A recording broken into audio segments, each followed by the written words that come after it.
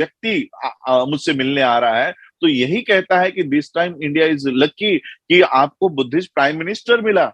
तो हम कह रहे हैं कि कौन सा बुद्धिस्ट प्राइम मिनिस्टर? अगर वो बुद्धिस्ट होता तो हमें बौद्ध धर्म दीक्षा के ऊपर इस तरह से बयानबाजी करता, हमारे बौद्ध धर्म के दीक्षाओं को इस तरह से मलिन करने का काम करता।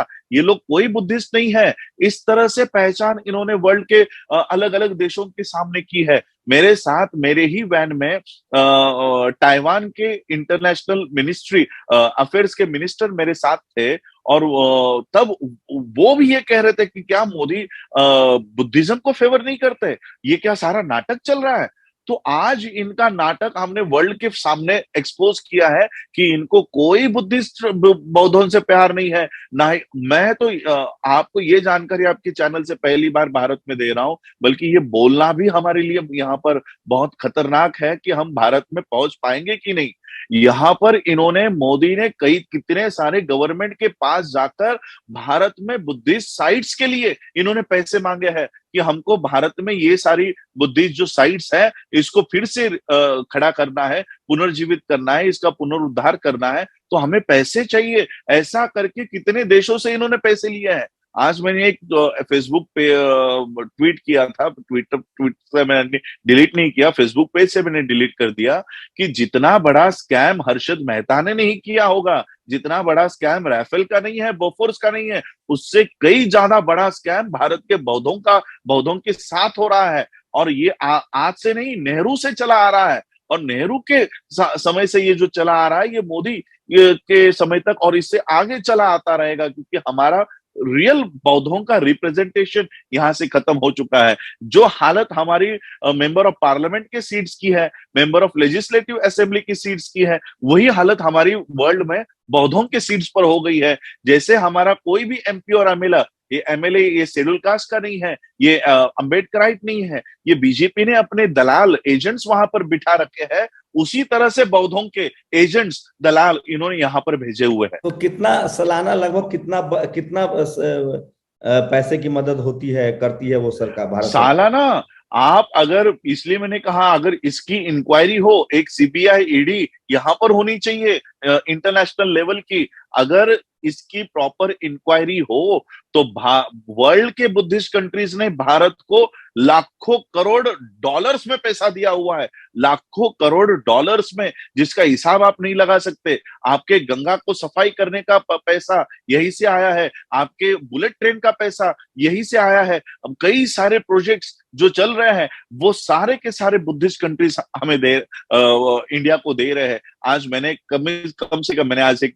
मैसेज लिखा है कि भारत के बौद्धों के लिए मैं बहुत कुछ लेकर आ रहा हूं, और खासकर युवाओं के लिए। और वो युवाओं के लिए ये है कि आपको क्या क्या, आपके लिए क्या क्या बड़ी खबर है, क्या क्या असाइनमेंट है? क्या 10 यूनिवर्सिटियां खुलेंगी? बड़ी खबर यह है कि पब्लिकेशन कमेटी के लिए मैं सेक्रेटरी के पद पर चुना गया हूं, ये तो है। और उसी के साथ साथ हम लोग यहाँ पे पढ़ाई कर रहे हैं। ऑस्ट्रेलिया की मैंने पढ़ाई की, सिडनी की पढ़ाई की कि कौन सी, क्योंकि हमें 60 एकड़ जमीन नागपुर में मिली है। अब उस नागपुर के जमीन पर किस तरह की यूनिवर्सिटी बने, इसकी जानकारी मैं वर्ल्ड के बुद्धिस्ट यूनिवर्सिटी से ले रहा हूं।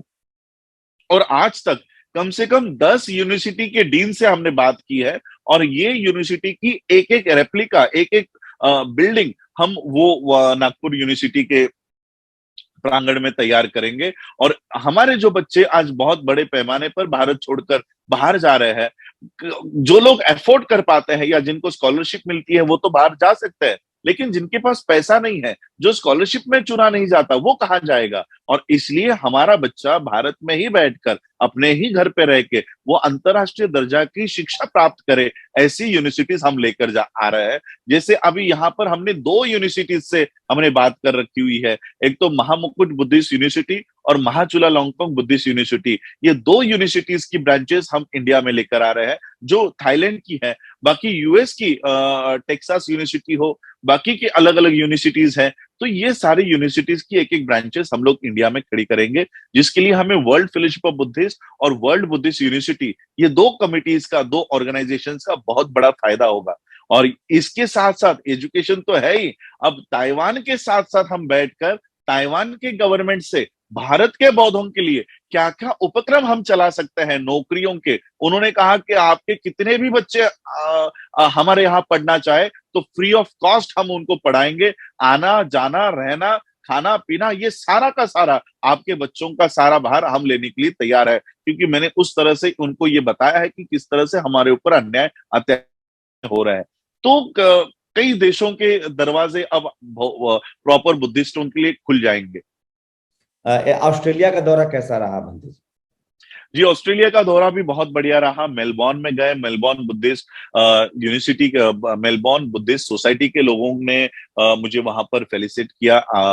उन्होंने मेरा स्वागत किया और वहां से एक बहुत अच्छा काम हुआ कि भारत में आप टीवीएम भारत के लोग जानते होंगे, त्रिरत्न बौद्ध महासभा करके एक बहुत बड़ी ऑर्गेनाइजेशन है। लेकिन हुआ क्या है, the Buddhist society of India या बाबा साहब की संस्था के साथ जो लोग पुराने समय से काम करते आ रहे थे, वो लोग एक दूसरे को गालियां देते थे, ये संगठन अच्छा नहीं, ये संगठन ऐसा करता है, वो संगठन ऐसा करता है। इसलिए हम लोगों ने आपस में ही दुश्मन तैयार कर लिए। आरएसएस को, ब्राह्मणों को हमको खत्म करने की कोई जरूरत ही नहीं है, हमारे ही लोग काफी है जो उनके पक्ष में बात करने के लिए खड़े हो जाते हैं।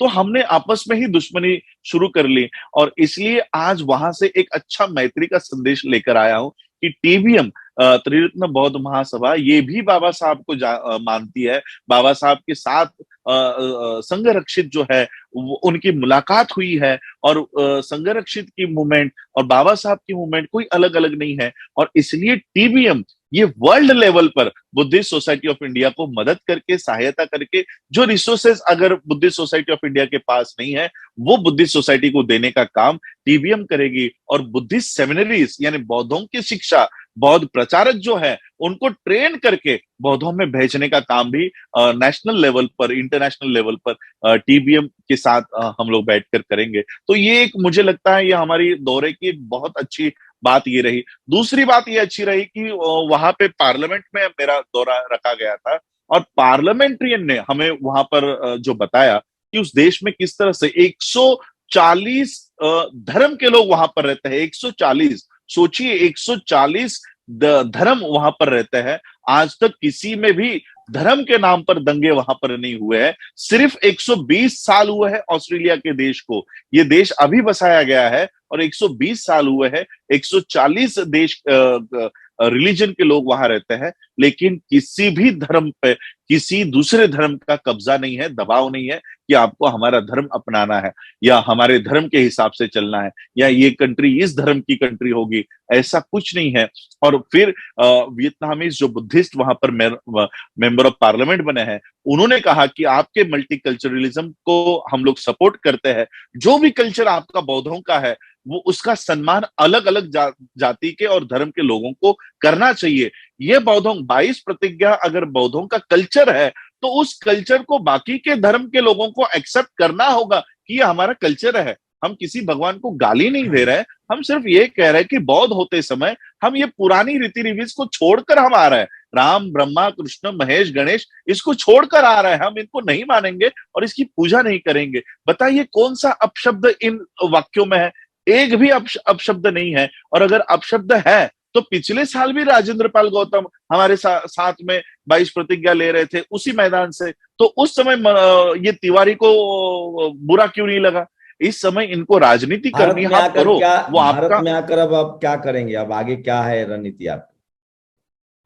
रणनीति में अभी डिस्क्लोज नहीं करूंगा क्योंकि फिर वो ऐसा ना हो जाए कि हमारा प्री प्लान था, तो वो रणनीति हम ये डिस्क्लोज नहीं करेंगे। लेकिन एक बात जरूर है कि इनके इस तरह की कंट्रोवर्सी क्रिएट करने से अब हमारे 22 प्रतिज्ञाओं को एक लीगल मान्यता मिलने वाली है कि कोई भी कोर्ट अगर कहीं पर भी हम लोग खड़े होकर ये 22 प्रतिज्ञा कहे तो शायद कल पुलिस प्रोटेक्शन हमको इस 22 प्रतिज्ञा बोलने के लिए मिले। इस तरह से आगे की रणनीति हम लोग कर रहे हैं। सुप्रीम कोर्ट से हम इसके लिए मान्यता लेकर आएंगे कि 22 प्रतिज्ञा बौद्धों का कल्चर का भाग है और इसे कोई रोक नहीं सकता, कोई मना नहीं कर सकता, क्योंकि भारत का प्रधानमंत्री उन 22 प्रतिज्ञाओं को नमन करता है। भारत के अलग अलग राज्यों के मुख्यमंत्री बाबा साहब के दीक्षा भूमि को जाकर नमन करते हैं। जब भारत के प्रधानमंत्री को दिक्कत नहीं है तो किसी प्रवक्ता को क्यों दिक्कत होनी चाहिए? जी शुक्रिया भंते जी हमारे साथ जुड़ने के लिए। तो ये थे भंते राजरत्न अम्बेडकर जो हमारे साथ थाईलैंड से जुड़ रहे थे। शुक्रिया। जय भीम, नमो बुद्धाय। Thank you. जय भीम, नमो बुद्धाय। नेशनल दस्तक की आपसे गुजारिश है कि अगर इसको बचाना चाहते हैं तो नेशनल दस्तक को सब्सक्राइब करने के लिए रेड कलर के सब्सक्राइब बटन को दबाएं